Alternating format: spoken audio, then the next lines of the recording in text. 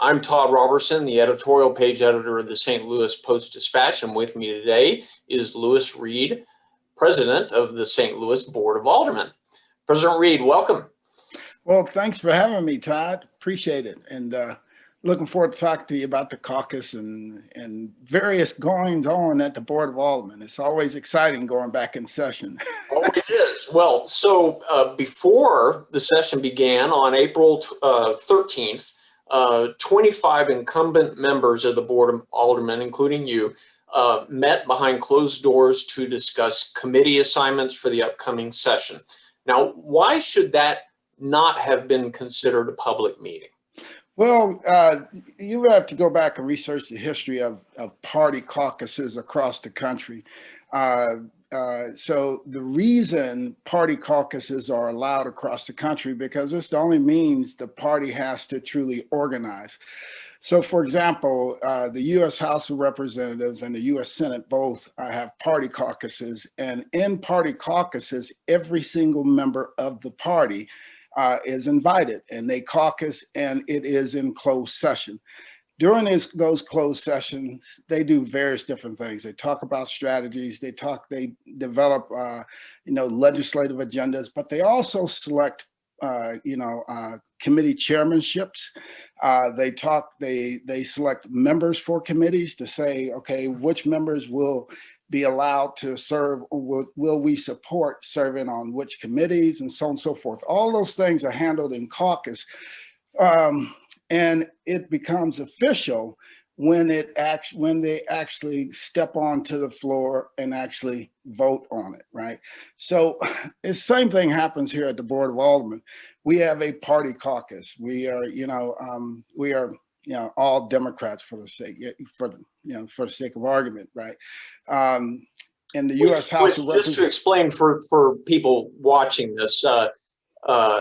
This is a fairly unique situation in that the entire Board of Aldermen, the vast majority, I guess, are Democrats, which means that when the caucus meets, it's effectively the Board of Aldermen meeting. Correct. Yeah, yes. Essentially, it is a majority, right? So, for example, in the U.S. House of Representatives, when you have a majority of the members, because at any given time you will have a majority Democrat or a majority Republican. Somebody's going to be the majority party, right? That has to be. Very rarely do you have a tie. We do now, but you have a majority Democrats or a majority Republican.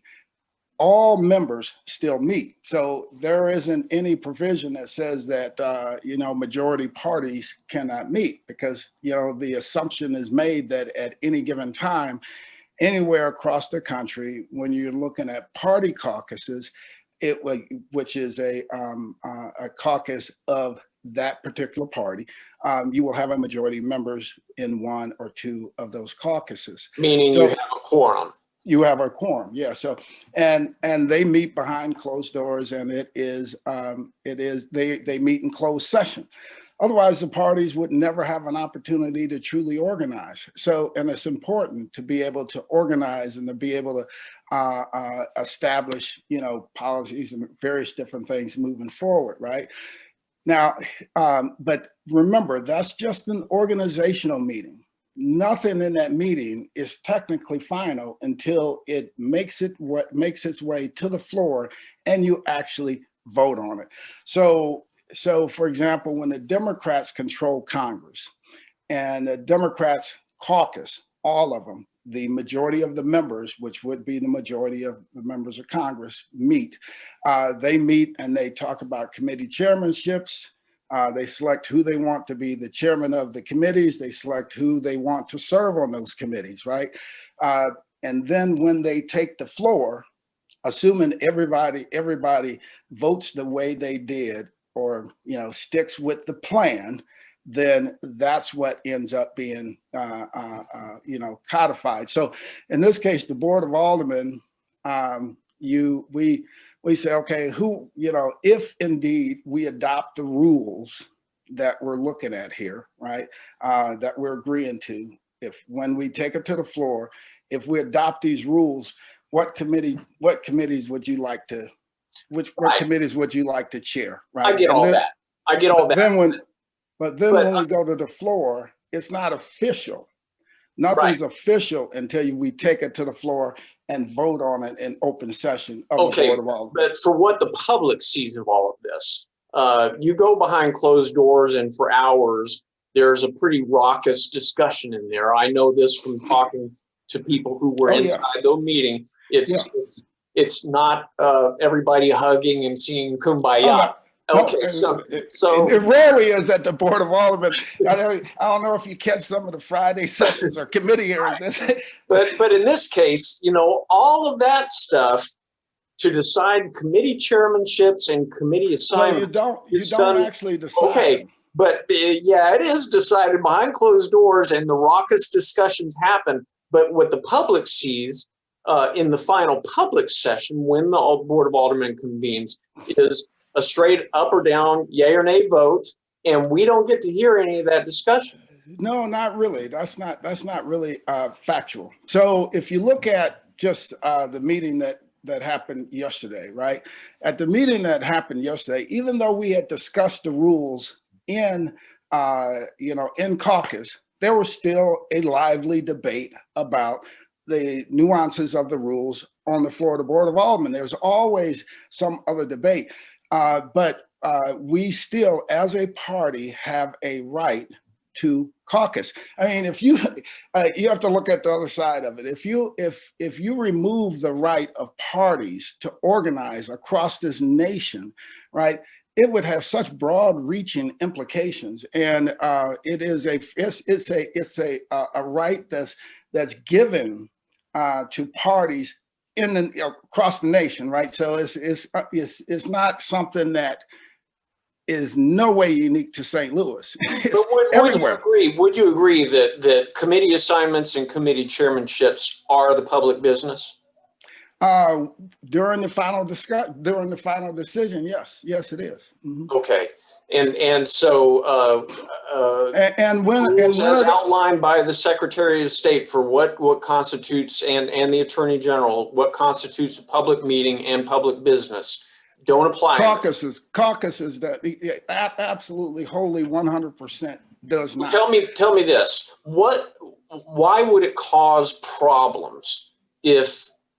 I mean, you face a lawsuit in this. So if a court orders that henceforth these meetings must be made public, it would have to.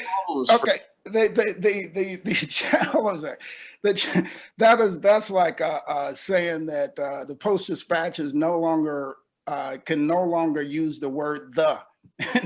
I mean, no, I'm just saying. No, but why would it be a problem? Why would it be a problem for you if these meetings had to be public? Forget about it being a problem.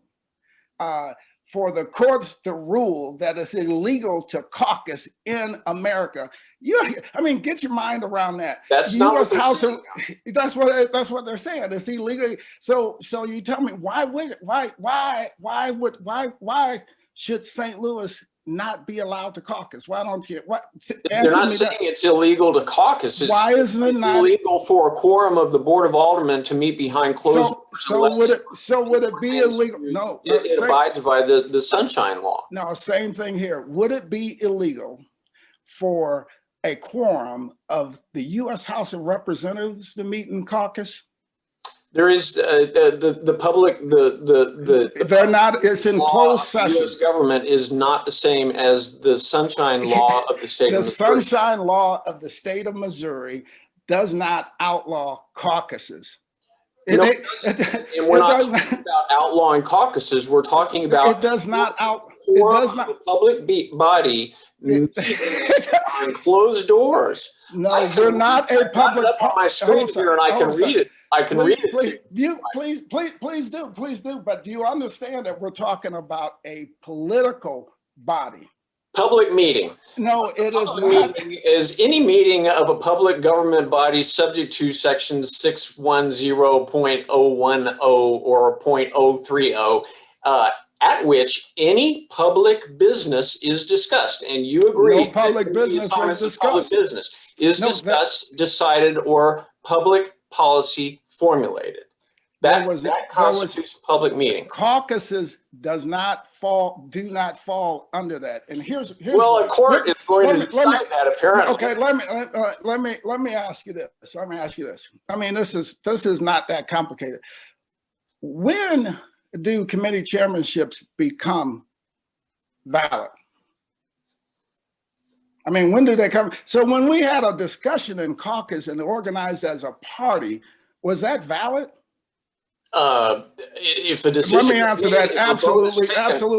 If a vote is taken, when a quorum is present and a vote is taken, that's it. Okay, so let's take that one step further. Let's make this easier. So we did not have to have a full meeting of the Board of Aldermen, is what you're saying. No. What I'm actually saying is, if you deliberately try to get around the Sunshine Law, nobody was in small groups. Actually, there's a section of the Sunshine Law that pertains to that, and it's called a walking quorum, and it is illegal to try to get around the Sunshine Law by doing that. Todd, come on. Okay, let me ask you. No. Let me interrupt here. No, I haven't made mine yet. You're trying to get around it. Now, okay, let me ask a question. So when we caucus and we discuss what we plan to do, like every political party across this nation, but somehow St. Louis isn't supposed to be able to caucus. Every political party across this nation, majority parties across this nation, because it's written in across this nation, including St. Louis, is no different, right?